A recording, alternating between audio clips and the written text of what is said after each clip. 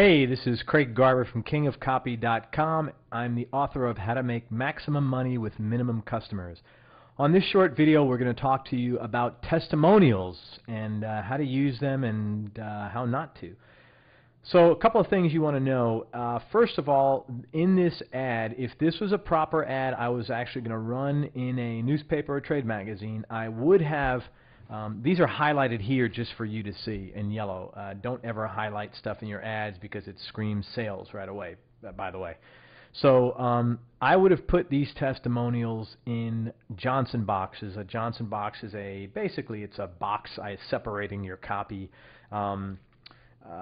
It's a thin line, or it's just a box, you put the quote inside the box. And the reason why I would have done that is because it stands out more, and it's going to give and cause another reason for someone to look at the ad. People will generally look at pictures, captions under pictures, headlines, things in boxes, things that stand out like subheadlines with thick font. So I would have put that in there because it's one more thing they have to go out of their way to ignore.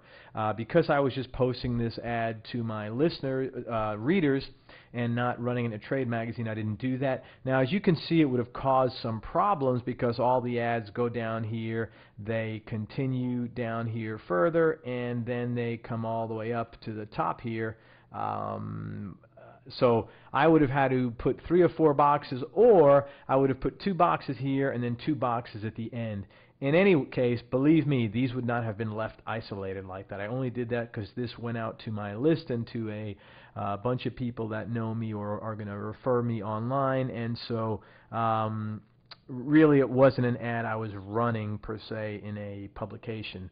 So if you're going to, please keep that in mind, that you do separate your ads and make them noticeable. A couple other things you want to see about testimonials. You'll notice it has the first and last name and the location. Bill Parliament, Chester Springs, Pennsylvania. Bob Moncel, Worcester, Mass. Matthew Jones, Queensland, Australia. Mike Midget, St. Louis, Missouri. Very important. You see ads like, MJ Australia, or just Matt Australia, or MM St. Louis, or MM Missouri. They're incomplete. The less information you provide, the better, the worse off, and the less credibility you have. Whereas you provide the full name. In fact, if I could have said, Matthew Jones owns a software company in Queensland. Mike Midget Financial Services, okay? Whatever, Bill Parliament, search engine optimization. So I could have said either the name of the company or what they do, Bob Moncel, security systems, blah, blah, blah, publishing, real estate, he knows a bunch of things. So I could have done that. Didn't think it was necessary here. Frankly, didn't have the room. But sometimes if you do that, that becomes also more useful if you have like videos and stuff like that. So now you see who the person is, what they do, and it just enhances, again, it goes back to what's the most popular show on TV today, reality TV. Everybody's got a burning curiosity.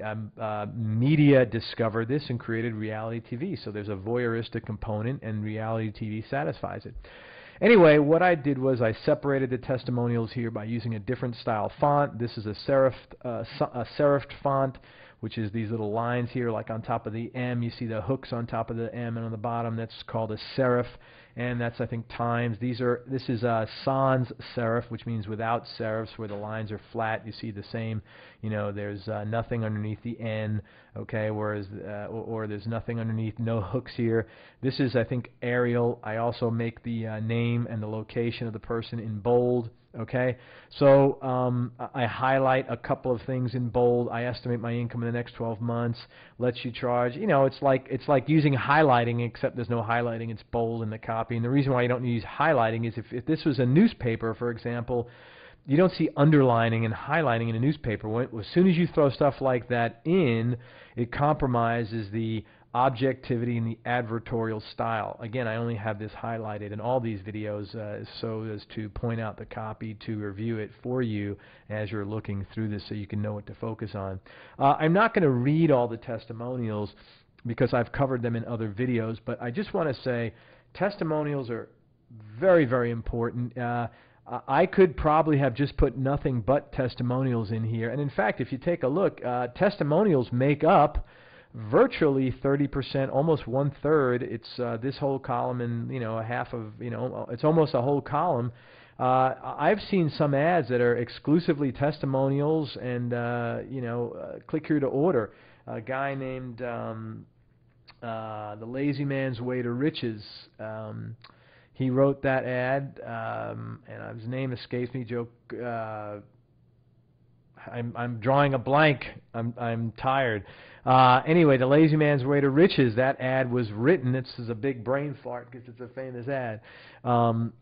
That ad was written, and it was all blank. It was very blind bullets. There was nothing specific in there. It was, you know, testimonials, I believe. One of his ads was nothing but testimonials. So very, very powerful, very compelling, simply because what other people have to say about you is far more important than what you have to say about yourself. Hey, and in today's day and age where it takes absolutely no effort to put audio and video online, you should have all that stuff online, pictures and so on and so forth. So I'm a print snob, so I have lots of print, but online I do have some of those as well. Anyway, I hope you like this. Feel free to download this ad by going to MaximumMoneySecrets.com/ad. And the big book launch starts Tuesday. And we got one more video to go. I hope you'll enjoy it. I hope you got a lot out of this one. And thanks for listening.